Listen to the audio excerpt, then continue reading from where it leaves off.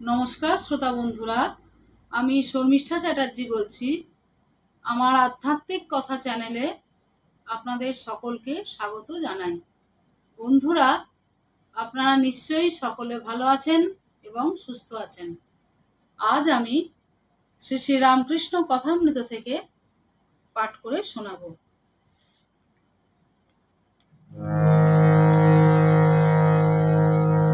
তব কথামৃতম তপত জীবনম কবিভিরীড়িতম কলমশাপহম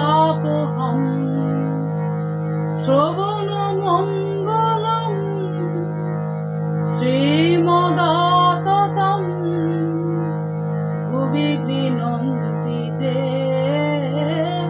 ভূরিদা জনা ভুবি গৃহন্তি যে ভূরিদা জনা ভুবি গৃহন্তি যে ভূরিদা জনা তমেব সূক্ষ্মাতং স্থূলা ব্যক্তা ব্যক্ত স্বরূপিণী নিরাকারাপি সাকারা কস্তাং বেদিতুমর্হতি। মহানির্বাণ তন্ত্র চতুর্থ উল্লাস 15।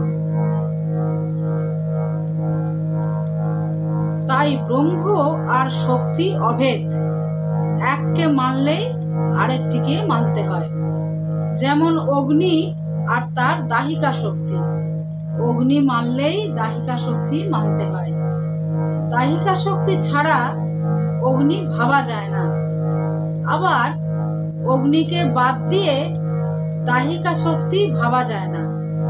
সূর্যকে বাদ দিয়ে সূর্যের রশ্মি ভাবা যায় না।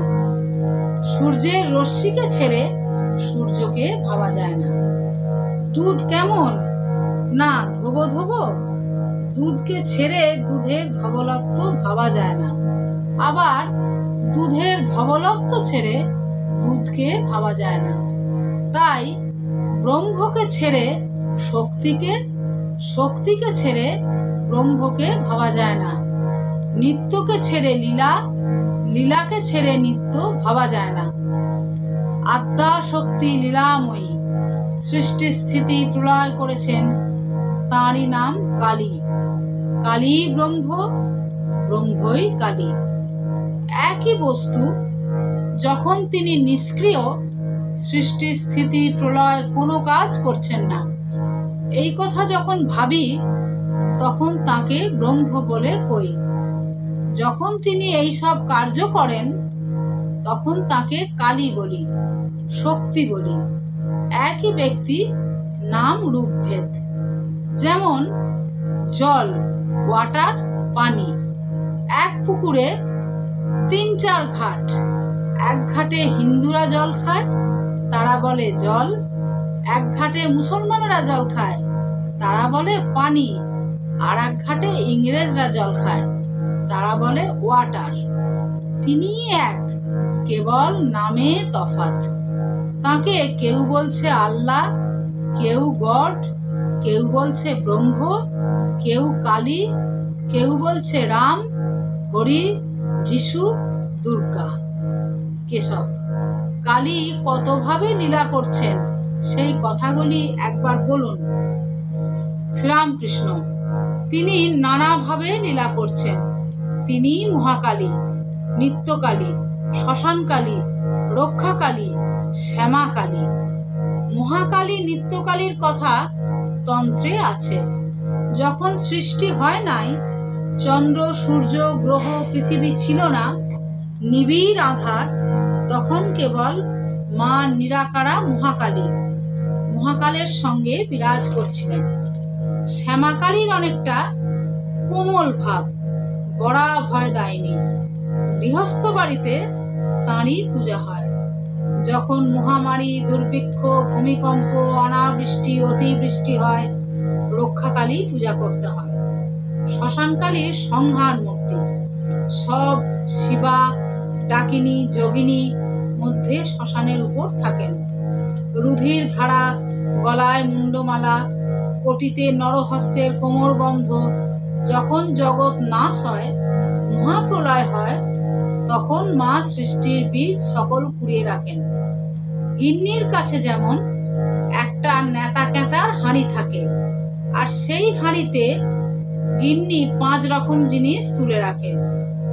হ্যাঁ গো, গিন্নিদের ওই রকম একটা হাঁড়ি থাকে, ভিতরে সমুদ্রের ফেনা, নীল বড়ি, ছোট ছোট পুঁটলি বাঁধা শশা বিচি, কুমড়া বিচি, লাউ বিচি এইসব রাখে, দরকার হলে বার করে।